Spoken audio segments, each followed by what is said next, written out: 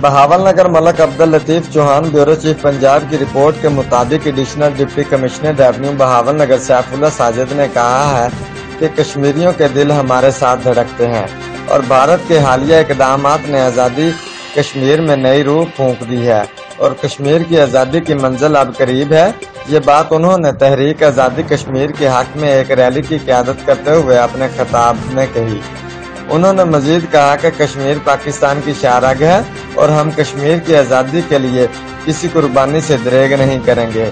Rally کا آغاز برون عیدگاہ بہاول نگر سے ہوا اور یہ رفیق شاہ چوک اور بلدیہ روڈ سے گزرتی ہوئی سٹی چوک بہاول نگر پر اختتام پذیر ہوئی۔